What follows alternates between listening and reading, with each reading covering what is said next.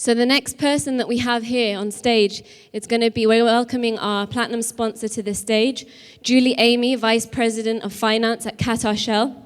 Julie is a finance professional with over 26 years of experience, predominantly in the oil and gas field industry. She graduated with a Bachelor's of Management Studies, BMS, New Zealand, where she was born. She's married to Matthew. They have 2 children, Sophia, 8 years old, and Sammy, 5 years old. And her interests include world travel and has been a tourist in over 80, that is 80 countries. Yes, so for those of you that want to hear about gender parity, she will be talking about that today. But those of you who want to know where she's been, we're going to hear about that today too, I hope. Welcome Julie to the stage. Thank you very much, Elizabeth. And I have to say, my naughty me is talking to me, telling me that I might need a lot more than Harriet's lip gloss to get me through this session, because following that fantastic session then, and also moving the whole day from all these inspirational personal stories down to business. So bear with me through this, because I think I have some great insights to share with you. And we talked about forward-thinking organisations. So I want to say one thing about that. Forward-thinking organisations are simply a bunch of forward-thinking people. So don't get hung up on the corporate veil here. It is just about a bunch of people who are forward-thinking. So one thing you didn't hear in the introduction was what gives me the right to stand on the stage today and talk to you about gender parity. So I can tell you that I am not a published author. I have not written a book on gender parity. I have not written an article on gender parity. So it's certainly not my academic supremacy that entitles me to be here. And also, I didn't study gender parity at university. So I did finance, of course, and management. So I haven't actually studied or had any qualifications around diversity and inclusiveness or gender parity or anything that pertains to organisational effectiveness. So it's certainly not my educational qualification. And actually, I don't work in the skill pool of gender parity. I don't coach, and I don't work in our fabulous human resources department where they really focus on talent management. I am always been in the skill pool of finance, so it's certainly not my day-to-day work. And unfortunately, I have never presented to the United Nations about women's rights and gender parity, so it's certainly not my stardom around that. So what gives me the right to stand here today is the fact that I am a woman with 50 years of woman experience. I am a career professional, 27 years of working and lots of experience from that. I am a mother, I am a daughter, I am a wife, I am a role model, I am an employer and I'm an employee. I am a senior leader, one of the top 1.2% of Shell actually, globally. And I'm a business partner. And above all else, I have the opportunity within my reach to make a big difference when it comes to gender parity. So that's what gives me the right to stand here and talk to you about gender parity. But I have to say, those things give every one of you the right to be standing up here as well and talking about gender parity. So I think that is a huge responsibility that we all have. So I encourage you, actually I demand of you that you embrace that, because every single one of us could be here talking about it. And we've been talking about gender parity for years. It's going back, I think in New Zealand actually was the first country to give the woman the right to vote, 125 years ago. So we have been talking about it for a long time. And according to the World Economic Forum, we will be talking about it and working on it for the next 60 to 160 years. So I hate to think how I'm going to be feeling then, but I hope we can speed up that progression. So what is gender parity? 2 very, very simple words, but what does it mean? So gender parity simply means equal opportunity, equal treatment, equal respect. So everything just being equal. It is that simple, and it sounds so simple. Why on earth is it so complex? Why are we not getting there? If it was easy, we wouldn't even need a forum like this in the same format today. It is hugely difficult, and the world is changing. And as the world changes and as we change, of course, what gender parity means also changes. So what I want to talk to you a bit about is what some organisations like Shell are doing. And you heard some of that already today with Fatima was speaking about some of the opportunities she has and what she's given from the corporate world.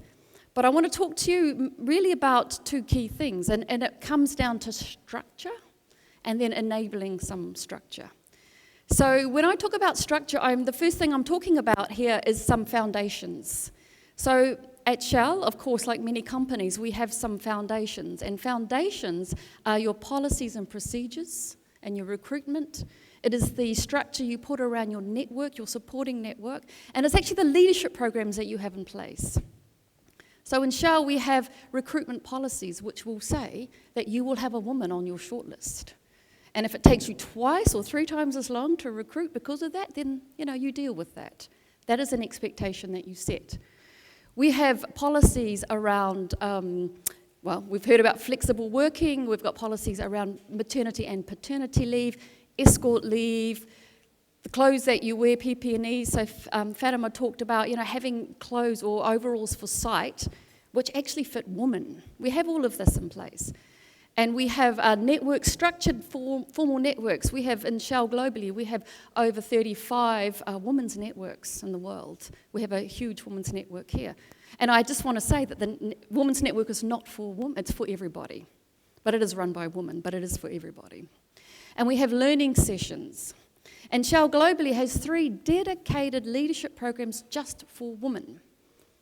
And they have about 5 leadership programs which incorporate gender diversity, and so it's for everybody, but it has a key focus on it.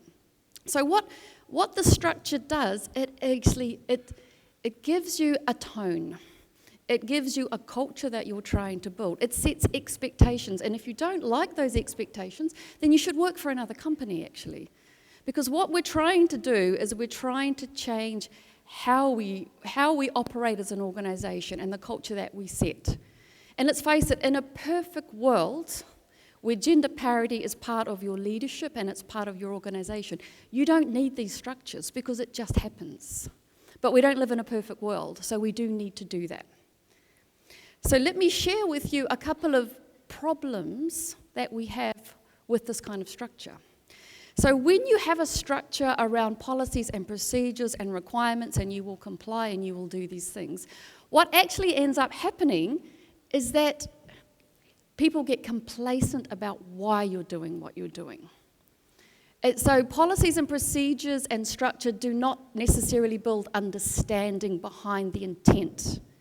So if I give you an example, a few weeks ago I was talking to one of my business colleagues, and he's recruiting for quite an important position that we have in Shell.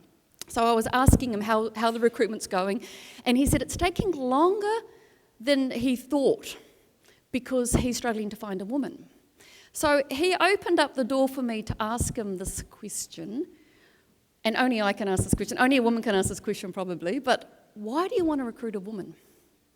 And what I wanted him to say to me was, because I need someone in my team who can bring some more compassion. I need someone in my team who is more forward thinking in terms of strategy and risk. I need someone in my team who can spend more time on development of my team, someone who can bring balance, someone who can bring role modeling. The answer I got was, the policy says I need to. So when you get that, and really well intended, but you lack the understanding, the intent behind it. So my role as a senior woman in the company is to help my colleagues get that understanding behind it. The other problem with policies and procedures is that sometimes they can be misunderstood about how they should be applied, and we don't apply enough creativity. So a good example of this is when I came to this position, and I have quite a large team that works at Ras Laffan Industrial City. And if anyone knows where it is or have been there, you'll see that it's a couple of hours drive, it's dusty, dirty, it's the heart of our business actually, and it's very exciting up there. But I have quite a big team there, and I said to one of my team leaders, when are you going to get a woman in your team? There are no ladies in the team. And he said to me, women don't want to work here. But I know there are a lot of women who work at site, but not in our finance team. So I said to him, how do you know a woman doesn't want to work there? He said, because I ask them, Do you want to work at site? No, I don't want to work at site. So I said to him, you know what, if you ask me that question, I would also say no. I mean, I would rather work in West Bay and by the water and do that. Why would I answer the question that way? So I said to him, you have to ask the question a different way. So I said, let me have a go. And I knew there was a role coming up, and I knew I had a lady in my office who would be great for it. It would be really good for her development. So I sat with her, and I understood her aspirations in her career, and I could see quite clearly that she really needed to do one of these roles to meet her career goals. So I said to her, what would it take from me for you to want to work at Ruslafan City? And so she told me the 3 things that were of concern to her, and they were all very, very manageable things.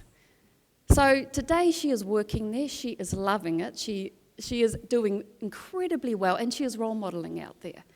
So the other thing you need to know with these policies and procedures is how you apply them and how you ask the question is equally as important as what the intent of the policy is. The other thing that becomes a problem especially for everyone, but mainly for women, is that these structures open the door for you. They open the door for you. You walk right through that door. You sit down at the table, and you own that. You own that seat. But then what happens is that those structures will not keep you at the table. You have to earn your right to be there. Organisations exist. Businesses exist on a meritocracy. So you have to have the competence, and you have to have the capability, and you have to have the courage, and you have to take the personal risks, and you have to do all of those things that will demonstrate to everyone that you have earned that right. So don't get hung up on how you got through the door, but you really earn that right at the table. So I think this is where the next level of support structure comes into an organisation, and it's something that I will just call talent management. So what you do need to do is you identify your talent at a very early stage, and you have structures about how you do that and how you nurture them through what they want. And then you put structure around, have sponsorship and mentoring. You actually put structure around building an inclusive environment. You educate people and train people. And what does it mean to be inclusive? Because you cannot have diversity if you do not have inclusiveness. And of course, you have opportunities, you have structures, you need to understand micro-inequities. You need to educate people on micro-inequities, on unconscious bias, and then you put mitigations in place. So one of the things that I do is, in some of the heavy lifting and some of the issues that we have, is I spend a lot of time thinking about, we have all of this stuff, so why are we where we are? We've got about 15% of women working in Qatar Shell. Globally in Shell, we have about 37% of women. When I look at graduate level, we are bringing in parity. We have 50-50. And when I look at the Royal Dutch Shell board, this year we achieved parity there. But when you look through the organisation, it's not sitting there yet. So we have a long way to go to get women through the organisation to the top. So I mentioned before a couple of the reasons why this is so difficult, and one of this is this understanding. Why do I need to do it? So if I ask my line manager, what makes me so good at what I do? He will talk a lot about the strengths I bring as a finance person, as a forward thinker, as all of these things. But nothing he says is a unique woman quality. But if I asked him what I didn't do well, I would start to hear some of those qualities that are probably more associated with women. So if I give you a very sort of a generic example, if I am an expert map reader and I ask my boss, and he will say, you are a masterful map reader. But if I'm not an expert map reader, and just to say that I am not an expert map reader, I hate reading maps, actually, that's why I have GPS. But he would say, yeah, you're a woman, women can't read maps, And I must admit, I probably say that a bit about multitasking. So until we can really nail what are those unique qualities it is that only a woman can bring versus the unique qualities that only a man can bring, then we'll really struggle to articulate the value that we bring in terms of gender parity. Because gender parity means that you take those unique qualities that a woman has and those unique qualities that a man have, and you combine them together, and it is amazing. And when we talk about balance means business, it's because what you get out of that combination is that you get better business decisions, and of course you get a better business outcome. And that's what we're aspiring for. So the other area where it gets a bit challenging as well is that, and I would agree that, women need to do more of the heavy lifting, actually. So women do recruit women. So I was recruited by a woman, and my boss today, my finance boss, is a woman, and her boss is a woman, and she is the second most senior person in Shell. I recruited women this year, and I've recruited many graduates women. And it is proven fact that when you have more women, you will recruit more women. But if you have an organisation that doesn't have many women, that's a lot of heavy lifting for those ladies. And this is where you use your networks and you reach out and you get the support you can. And it's absolutely essential that women support each other in this respect.